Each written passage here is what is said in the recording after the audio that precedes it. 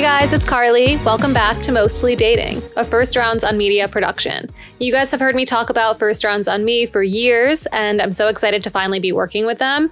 I love this app because it really switches things up from the classic structure of a dating app. So a lot of apps feel like they were designed to keep you in the app and messaging for longer, whereas First Rounds on Me puts a time limit on that. You can only message for 24 hours before you plan a date, and it really is inspired by a time when people met in real life and they got out there on dates sooner, and that's what it aims to do, is get you out in real life. Perfect time of year to get on there. So definitely check it out, and I will tell you a little bit more about it later.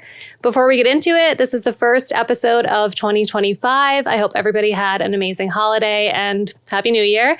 Like I said last week, this is seriously the best time for dating. So this is being released on Monday, January 7th, if I'm correct. And that is the day after Dating Sunday. So if you guys haven't heard of Dating Sunday, I'm sure you have if you're on dating apps. But basically what it is the most popular day for online dating of the year. Not surprising, everybody is in that mindset of, first of all, like the New Year's resolutions and wanting to get out there, do new things, and make this a good year. There's all that fresh New Year energy. I actually love New Year's for that reason. I don't typically have like crazy plans on New Year's Eve, but I just love the mindset of like endless possibility. I think you should feel that way all year, but it's kind of hard to. So this just gives you an excuse to get in that space, and dating apps are one thing that really benefit from that. So if you go on the dating apps today, I'm sure you'll notice a lot more people are on there. You might have more matches than usual. People might be chatting a little bit more. Yesterday, obviously, like I said, was, quote, Dating Sunday, but it lasts, that energy lasts through the month. And honestly, I feel like up until like Valentine's Day and into like the first couple months of the year. So take advantage of it. I did a post on Instagram a couple of weeks ago. I'll share it in the show notes. It was just basic tips of how to make your profile better. You guys have probably heard me talk about a lot of these tips before, but it's like making your profile approachable and making it a conversation starter. We talked about this a little bit last week when that listener asked, like, what do you say to somebody on a dating app when they just say like, hey, or something like that, and they don't give you anything to start with? You want to avoid those messages. So the way that you do that is making your profile, like I said, approachable and easy to start a conversation from. So show the things that you love doing. Make sure that your first picture is a clear picture of you. And that's something that's like the most important thing. Obviously, for all my single listeners who are on dating apps, you probably are familiar with the general process of swiping through. You typically only look at the first picture, maybe the first couple pictures if you are interested. But a lot of times if you're swiping no because of that first picture. So it makes a huge difference. It's the first impression that you'll make on the app. Make it a clear picture that shows your face and that is just you. So don't put someone else in your first picture. I feel like it's just a little bit weird. Honestly, the bulk of your app profile should be just you. I think there should be a couple photos that are you and like 1, 2, maybe 3 other people. I wouldn't do a huge group shot at all where people are like zooming in, trying to figure out who you are. I just always hated that experience when I was on the apps. If you're like, wait, which one are they? And then you start like looking at their friend and thinking they're more attractive. It's not a good recipe on the dating apps. So I would recommend pictures where it's obvious who you are and just sprinkle them in. I would say if it's a standard app where you have 6 pictures, make at least 4 just you, and make it a mix of a mix of different activities. So maybe there's one picture where you're out at a restaurant. It doesn't have to be like something crazy. Maybe you're out at a restaurant or you're out at a bar, and then another picture is you in like a completely different location. So maybe you're traveling. It's just like a picture from a place that you went to or like one of your favorite places you've been to. Again, like definitely make it recent. And then like something you love doing. So like I had a picture, like I said, from my marathon. So that's something that like could start a conversation. Or maybe you love reading. I mean, it's kind of weird to have a picture of you reading, but whatever you love to do, just put a picture of that on there. And then that will, even like your photos alone, will give some more like life and personality to your page and give people something to say. So if you had a picture of you riding a bike, like maybe you're a big cycler, then somebody could ask you like, oh, have you done any races or something like that? And then in the prompts, those are the areas where like you really, really do like bring out what makes you you, and don't get super deep. Like you can have fun and maybe like make it a little bit lighthearted, and don't write an essay there. Like keep it like very short sentences for each prompt, but make them different. Don't just do the classic like competitive about everything or all those answers that you see on like if females are listening and they're swiping on men and you see all of those answers that like every other guy gives, guys have that same experience when they're swiping on women, where it's like women have those answers that they all give a lot to, like, oh, I love pizza, or I love sushi, or just like very classic basic things. And if you do, like if pizza is your favorite thing in the world, you can say that, but say something like a little bit more interesting. Like, oh, if you live in New York City, like, oh, I think Joe's is the best pizza. It's so much better than whatever, another type of pizza. And that will just start a conversation with somebody who also maybe lives in your area or lives in the city, or could say like, oh no, this is the best pizza. You can also ask a question like, what do you think is the best sushi in the city? Or what's the best like place to get, I don't know, a chocolate croissant? Like you could say something that's like asking a question that makes it easy for them to respond as well. Anybody who's swiping on your profile. So you get the point. It's just making it like a sticky profile that people are going to want to respond to and have something to say to, other than just, hey, how's it going? So get on the apps, take advantage of the New Year energy, and just like bring that into all areas of your life. So like I always say, all these areas play together. And if you're feeling your best in your fitness routine and your eating routine and like your friendships are thriving, you're going to bring that energy to your dating life as well. And this is like, a lot of these New Year's episodes have been focusing a lot on people who are single and out there dating, but this comes into play for those of us who are in relationships as well. So like I can bring that New Year energy into my relationship too. And in a couple minutes, I'm going to get into the topic that I said I would cover today, which is how to bring the spark back or keep the spark in a relationship. And that's something that like you can really use that excitement of like a new year, new possibility, and bring that into your relationship as well. So before I get into that, I always like to share one thing that I am loving. Like I said last week, all of the things that I share in here really do, like even if you feel like it has nothing to do with the relationship, it does. Like today, I wanted to talk about how I'm obsessed with mouth tape and for sleeping. And the reason that plays into my relationship is because I genuinely, like my boyfriend will tell you I am not a good, like, I'm not the most fun to be around if I am not sleeping well. And I'm like one of those people that will talk about my Aura score forever. I've tried so many things to help me sleep, especially like as a product of my job as a writer and trying different products all the time. I get like a huge perk of being able to test out a lot of these products for free. A lot of them are like hundreds of dollars. Some of them are over $1,000. Like there's so many different sleep products and a lot of them really work. But what I love so much about this is that it's really, really affordable. So you can literally use like a regular like medical tape, or you can buy, there's so many brands now because this is like a huge in the wellness industry and so many people are doing it. My favorite one, I've tried a lot. I think I've probably tried like 10 different brands. My favorite one now is a brand called Dream.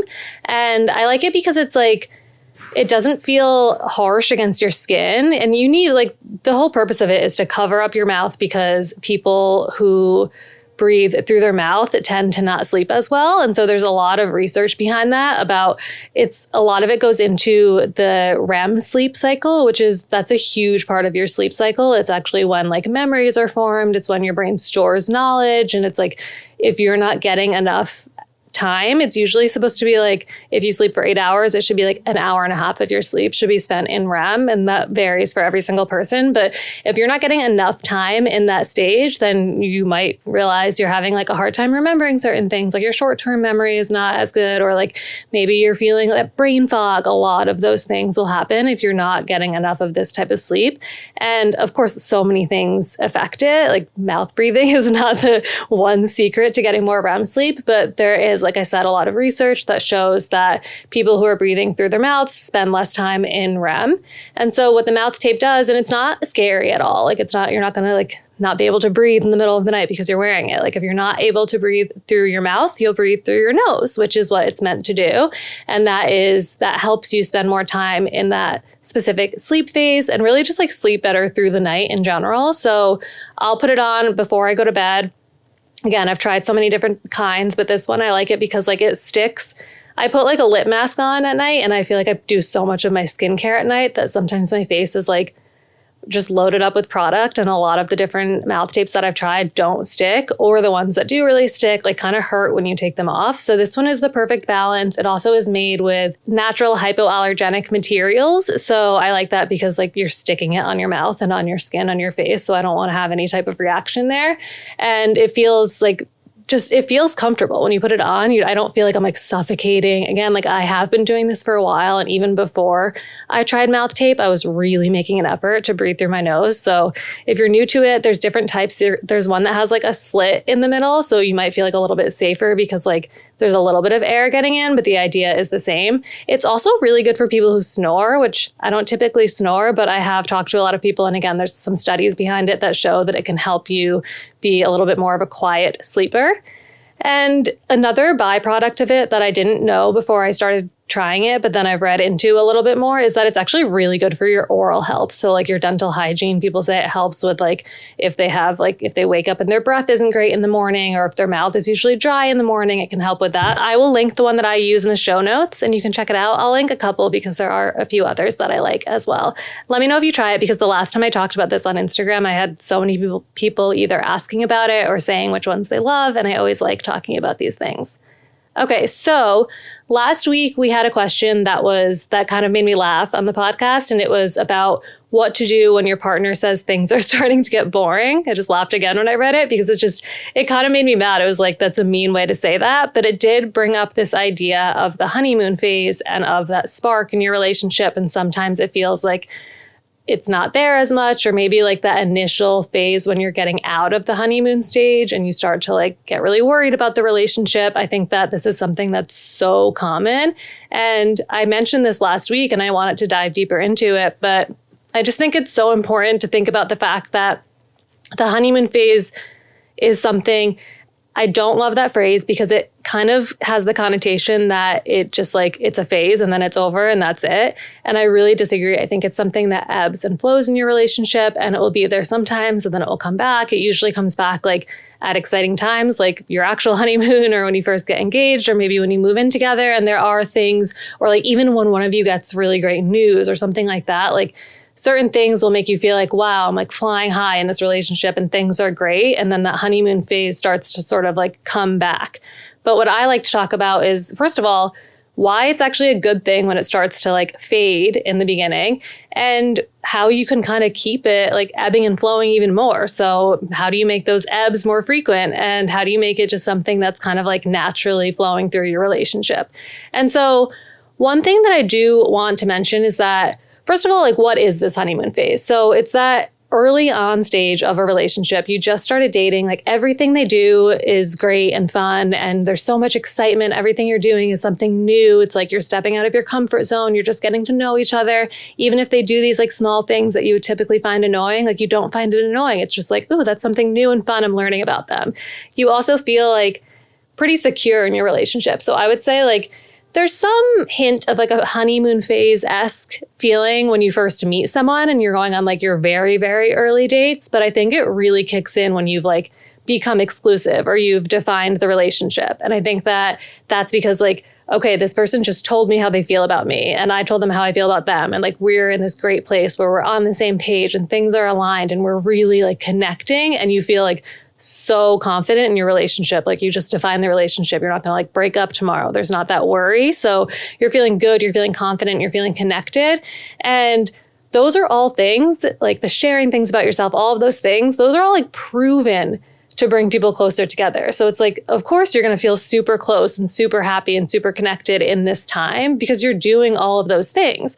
And when that starts to sort of like wear off, it's because you're getting more comfortable around the person. So maybe you're not showing up as this like perfect version of yourself all the time because you don't feel like you have to. And that's actually a good thing.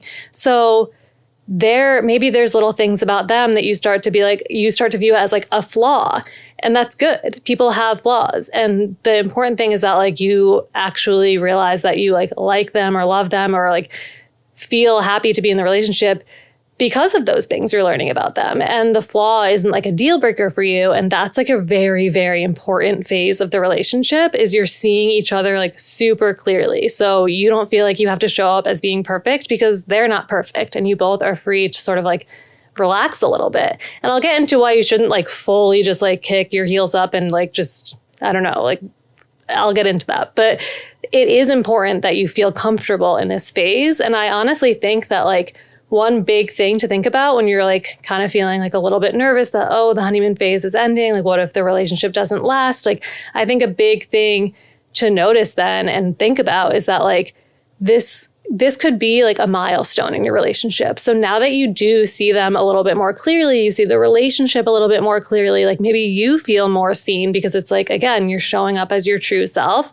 I think that that's actually a really good time to really think about like how you feel about the relationship. So it's like you don't have those rose-colored glasses anymore. That's a good thing. You can actually think clearly about like how you feel about this person and what you want for the future of the relationship. So of course, there's ways like I'm about to get into to really relight that spark and keep that like honeymoon energy going throughout your relationship. But I think that like sense of accepting it and really embracing it and like just trying not to panic when that happens is really, really, really important. So I did do a post on Instagram a couple weeks ago. Again, I'll put that in the show notes as well. That's where you can find any of the posts I reference on these episodes.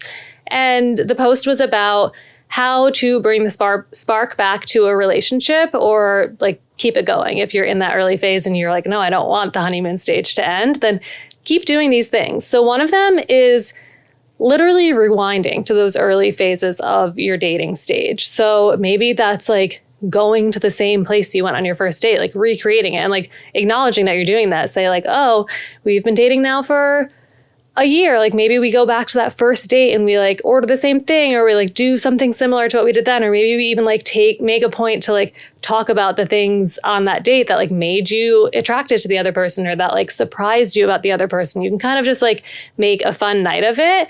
And it doesn't just have to be like recreating that first date. It could be recreating some of those things that you did early in the relationship. Like maybe, for example, my boyfriend and I, we always go on walks in the morning, and it's definitely something that like we still do it, I would say probably like at least every other day. But in the beginning of our relationship, we did it like every single night that we spent together. We would go on a walk in the morning and he would get like his coffee and I would get my matcha. And it was like just a thing that we did. And so if I am in a phase where I'm like, oh, I don't feel like we're like as connected, it sounds kind of weird to be like, oh, a walk's going to make me feel better. But like going back to those types of routines that we had in the beginning does make me feel really good. It's like, oh, I'm going to make sure that we go on our walk this morning because I don't feel as connected. And that helps me feel connected. It gives us time that's just us.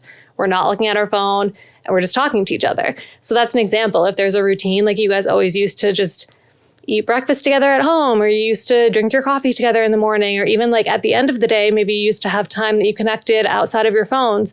And now you're not doing that anymore. And you're just kind of like go, and like kind of stuck in routines and not like connecting with each other.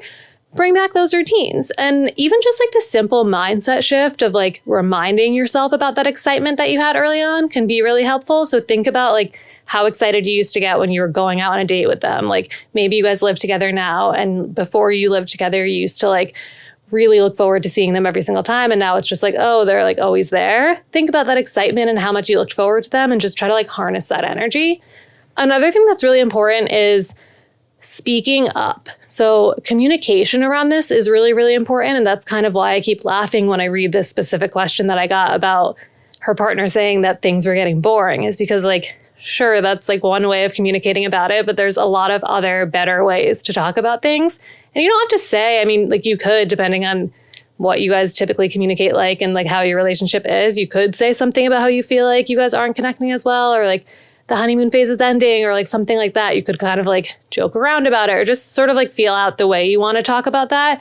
But I would personally recommend just like kind of speaking up and bringing communication, making communication a little bit better in the relationship overall. And that will help with this. So if you're feeling like there's like a decline in effort from their end in a certain area of your relationship, like bring that up and talk about it. And don't bring it up in like an accusatory way, but just bring up how you are feeling and maybe certain things about like your needs or your wants or the things that you look for from your partner that you're not feeling like you're getting. Like bring that up. There's nothing more frustrating than somebody being annoyed and bothered by like you not meeting their expectations when you literally didn't even know they were expecting or wanting those things from you. And I've done that before too. I've done that where I'm like, oh, I'm so frustrated that like he's not doing X, Y, Z. And it's like, oh, wait, but like, does he even know that I like want him to do that, or that that's something that's important to me? And so working on that like effective line of communication where you're like continuously being clear about the things that you want is going to really, really help. And like, yeah, it does help you feel like you're connecting more and keep up that spark and that chemistry in the relationship. And that includes learning and staying aware of the things that they want too. So a lot of times the things that your partner want are different than the things that you think that they want. And so that's why it's important to really like tune in and listen to those things. And then just like really make an effort. So kind of like what I mentioned earlier with going on a walk or connecting after work without your phones, like maybe every time your partner walks into the apartment or walks into your house or like meets up with you on a date, like the first thing that you say is like, oh, how was your day? And then just kind of like go through the motions of a conversation. I think it's like very, very easy to do that where you're going through the motions of a conversation without actually having the conversation. So next time you ask them like an instinctive question, like how was your day or how's it going? Or like, I don't know, anything simple like that. Think about what you actually want to ask them. Like what's something you're actually interested in hearing about? So instead of how was your day, maybe you know that they had a meeting about XYZ today. So you ask them like, oh, how did it go with so-and-so? And like, what did you find out about XYZ? Or like, oh, what was that article you were telling me about? Like ask them something that you actually want to hear about and really pause to like have that full conversation. And the reason that that's important is because like it helps you continue to get to know each other even when you feel like you know each other so well. So one of the things that I said about the honeymoon phase in the beginning was like one of the things that makes it so exciting and fun and like have that great energy is because you're constantly learning things about them. And so like, why not continue getting to know your partner while you're dating them? And why not keep learning new things about each other and keep sharing new things about each other? You don't have to just like assume that you've been dating for 3 years, so now you must know everything about them. Like, no, people change and grow and new things happen to them. And like, if you stay stuck in that routine of just kind of having like surface level conversations because you feel like that's like, you guys already know each other so well, then you won't continue to like build and learn new things about each other. Another one that makes me laugh is make sure you keep some of that like novelty in the relationship. So this is what I was alluding to earlier is like, maybe you're feeling super comfortable with them now. And like I said, that is a good thing, but it has more to do with the way you feel about yourself sometimes than how you even feel about your partner. So maybe when you first met them, you were like keeping up with all of your self-care and doing all the things that made you feel good and made you feel like the best version of you, like I said earlier. And now like you're not doing that as much because you're kind of just like comfortable. And so do those things. Keep up with the things that make you feel good and you're gonna feel better in your relationship. The better your relationship is with yourself, the better it will be with your partner. So that's a huge, huge thing to think about. So just putting yourself together in all of those things can really, really help. And then stepping outside of your comfort zone more. So that's another one tying back to what I said in the beginning is like, that's what makes the honeymoon phase so fun is that you're always doing new things. So I talk so much on here about going on activity dates. And so if you guys are in the early stages of dating, you're probably going on some activity dates and you're probably doing different things. Like maybe you're going to, I don't know, like a batting cage or whatever. You're like going to a bar to play, I don't know, basketball or darts or like just doing different things besides just sort of like sitting at home, eating dinner in front of the TV and watching Netflix, which again is also very fun and can have a huge place in your relationship. But step outside of your comfort zone and doing so will really, really bond you and make you feel super connected. Like there is a lot of research behind that. And that's why I talk about activity dates and stepping out of your comfort zone, learning new things together and just like having new experiences together. That's why they do all those crazy dates on The Bachelor and The Bachelorette, because it like genuinely bonds you together. And so make an effort to do that. And it could be something simple like traveling somewhere new. And that could be like a day trip somewhere new, like just going outside of your regular environment. Maybe you go on a double date with a couple that you haven't seen in a while. Like that's actually stepping outside of your comfort zone because it's not what you typically do every day. So do more of that. One big thing is, of course, the physical connection. So when you're first getting to know someone, you're probably first like building up that physical intimacy and that like, of course, there's so much science that goes into why that makes you feel bonded with the person and why that builds that connection and makes you feel like so excited about the person and just about the relationship in general. And so sex and relationship will ebb and flow. And there's going to be times when you're not as like in the mood and you're not going to want to have sex as often, but that's why it's so important. We have full episodes on this that I can link in the show notes to just like keep the communication around sex, like from the start, keep that strong, figure out like how often your partner prefers to have sex, how often you prefer to have sex. It's not like a contract, but just knowing that about your partner and about you and how you can kind of get in a good groove together is really helpful. And kind of like, I'm trying to remember what guest said this once, but we were talking with a guest once about this exact topic. And I just think there's like an instinct, especially when you're feeling like things are, I don't know, like boring in the relationship, like this person said, where it's like, you maybe just have an instinct where it's like, you don't want to have sex today. And like, think about if you're doing that out of instinct or if you like actually aren't in the mood. I'm not saying you should have sex when you're not in the mood or when you don't want to. That's definitely not what I'm saying. But if you feel like you're just like saying no because you're like not feeling like you look your best or not feeling your best, I think that's like a very common thing that women will do. Whereas like if maybe you just lean into it and then you'll be in the mood once you start having that physical connection. It doesn't have to be sex, but maybe like touch them a little bit more and just have a little bit more physical intimacy. And that really will heat things up a little bit more in the spark department. Okay, I'm going to take a quick break now to tell you guys more about first rounds on me. So you can talk about dating all day, but at some point you need to actually go on a date. First Rounds on Me's approach makes that transition from chatting to meeting as seamless as possible. So there's no more pen pals. They have a 24-hour chat that means less back and forth and more face-to-face. They also take care of all of the planning. So you don't have to overthink anything about where you're going to go on your date or anything like that. You can just look forward to it and have a good time. And they also have a huge focus on quality. So that means you only get one match a day. And it shifts the mindset of like so many options and so much overload to really like focusing on that connection and being a little bit more intentional with your dating. It also just makes the process so smooth, and saying yes to a date feels like effortless, because if you don't say yes, you only have 24 hours and you're not going to be able to chat with this person anymore. So you say yes, you set up the date, you have a little chat, and then you go out, and the date is actually when you focus on getting to know them. So say goodbye to swiping left and hello to real connections. First Rounds on Me helps you skip the awkward stages and find meaningful matches. Get a free month of First Rounds on Me premium subscription. All you have to do is use my code MOSTLYDATING and the link in our show notes. All right. I'm going to wrap up with a few listener questions. So these ones are a little bit longer. I did make this form that you guys can put in longer questions. So I was a little bit like, I was getting a ton of really, really short questions because most of the ones I'll pull from are from Instagram from the Ask Me Anything box. So I wanted to do these longer form listener questions so we can get more details. Anytime I ask a question on here or I answer a question on here, I get a lot of like, oh, but what did they say about this person, or what happened with that, or how old is that person, or like people always want more details. So these are a little bit more detailed. All right, let's get into the first one. Hi, I need your help. I went on 4 dates with a guy. I'm 40, he's 47. I could tell by date 4 there was going to be no kiss, even though he said he wanted to see me again.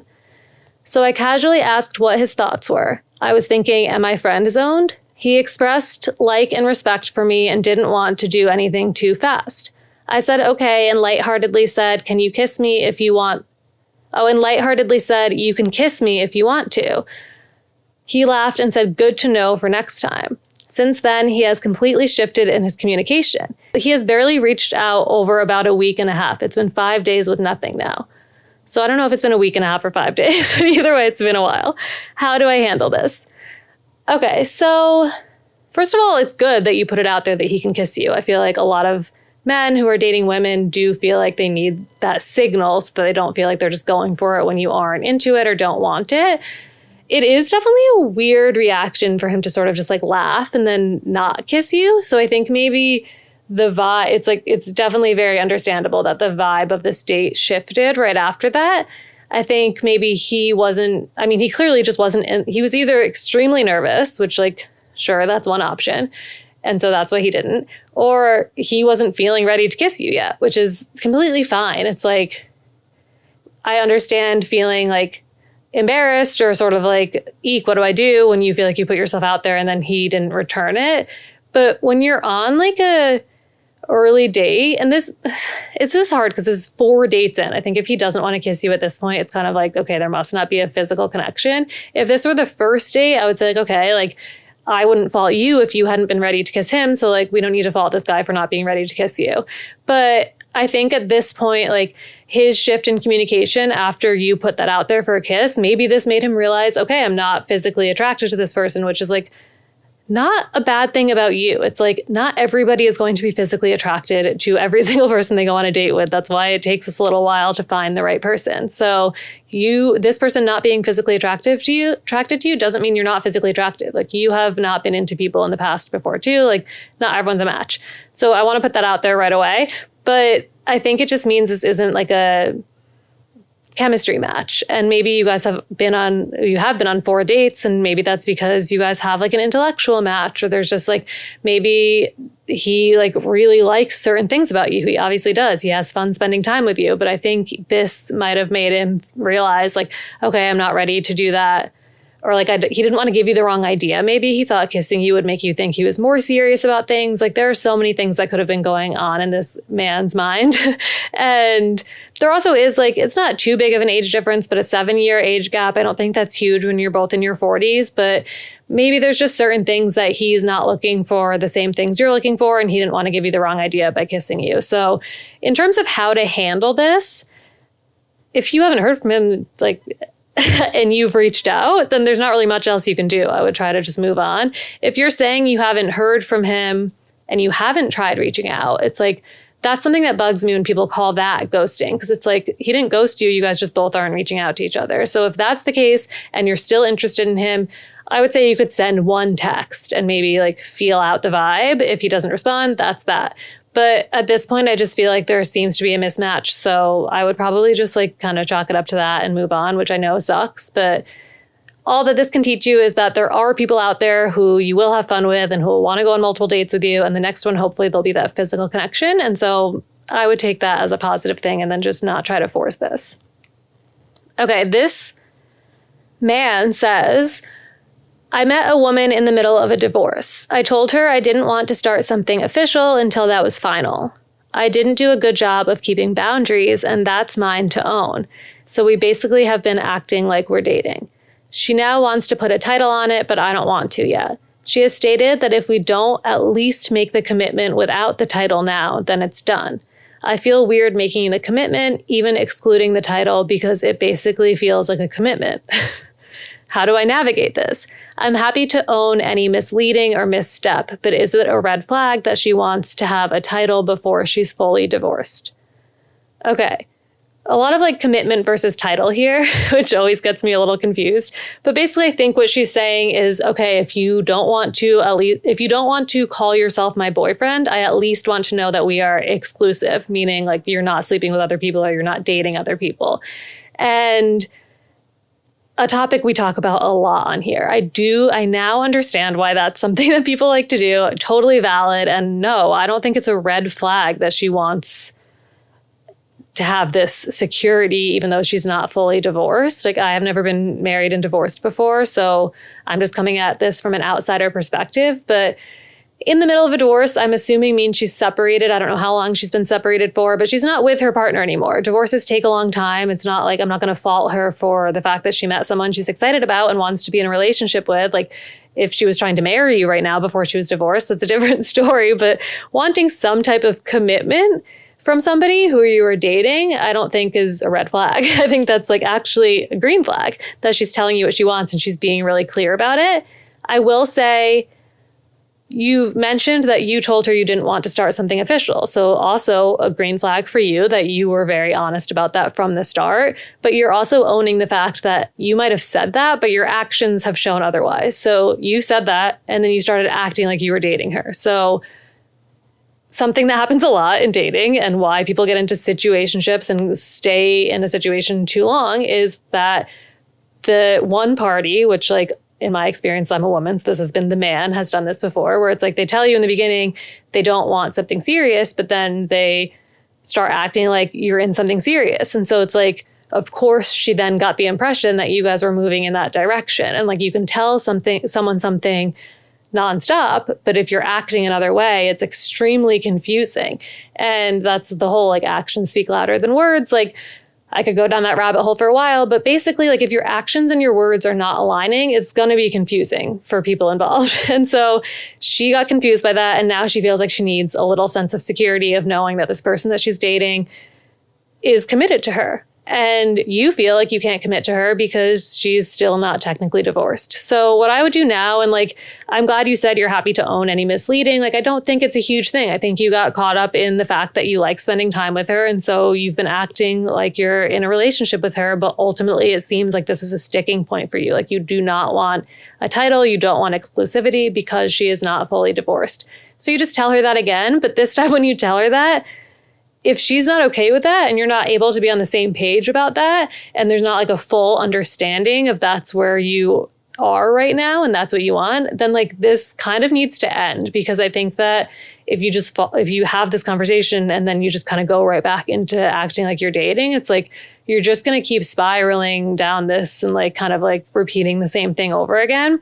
So I think it's really a matter of that communication and making sure that you can get on the same page. And honestly, I don't know what that page is, because if you don't want commitment and you don't want a title, why are you even still in this situation? Like, is it because is it just like you like the physical connection and you want to have like, I don't know, like you just want to have that aspect of it? I think just like get really clear about what you want from this and make that really clear to her. And if those things aren't aligned, then you guys call it a day. But ultimately, your question was, is it a red flag that she wants the title before the divorce?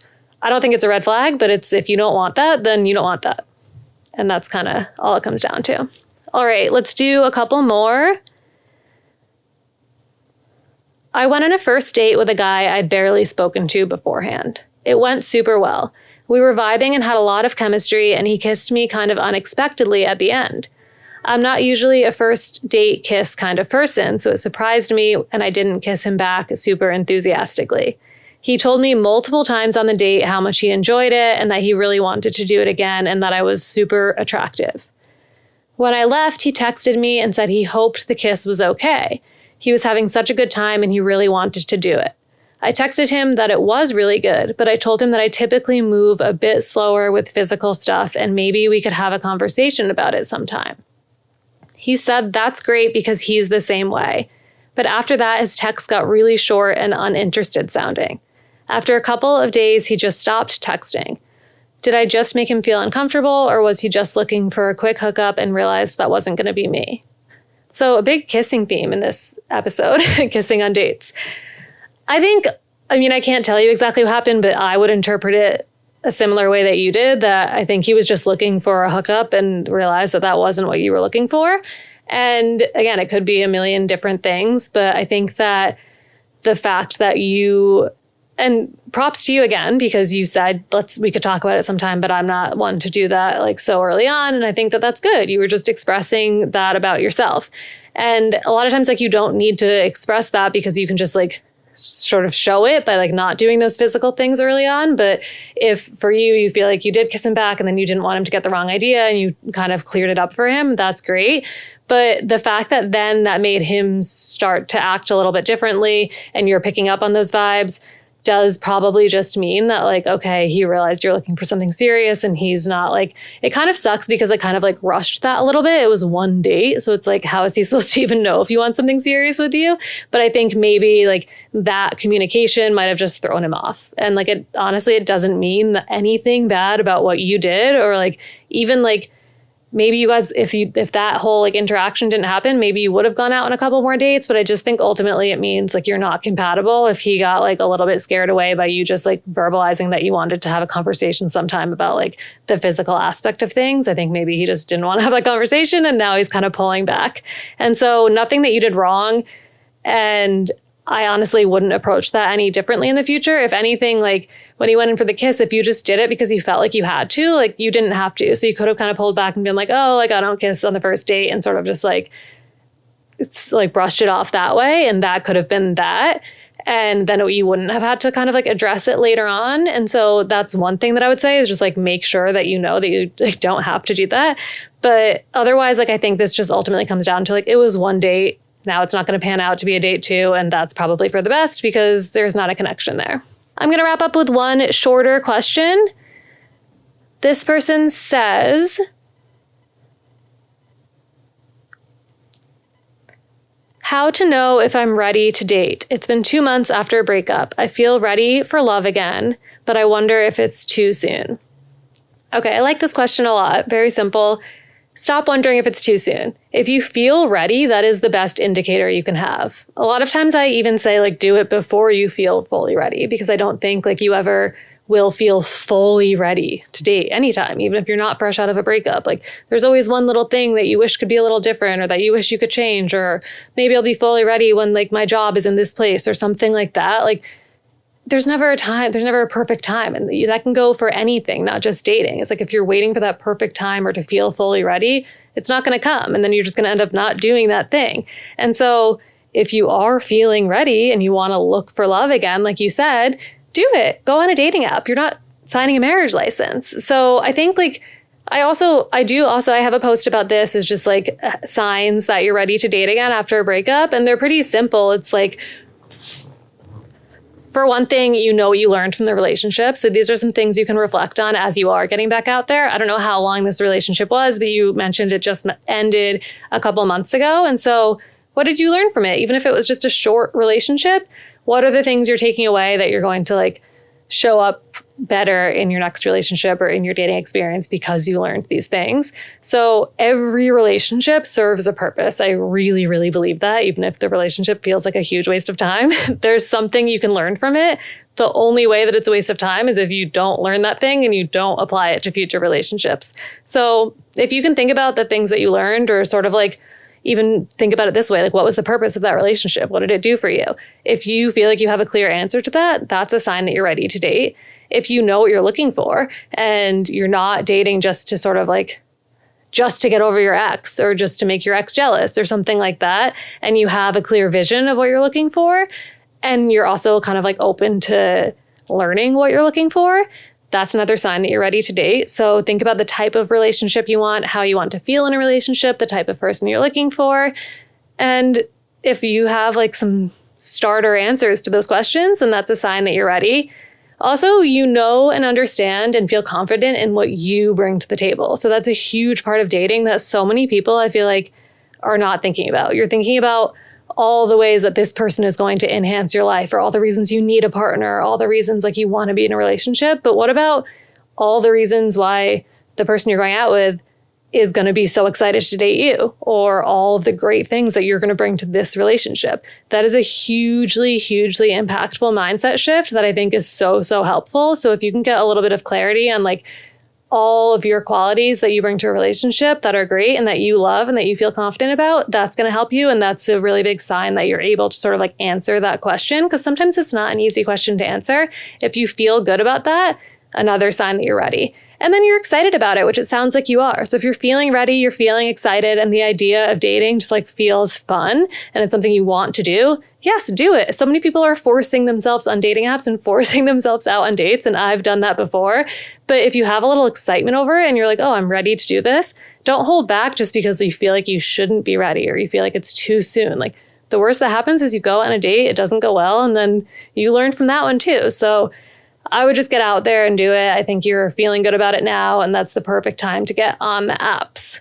Okay, so thank you guys so much for listening. If you guys have a question you want me to answer on next week's podcast, you can send me a message on Instagram, or you can fill out the form that's in the show notes. And thank you so much for listening. I will talk to you next week.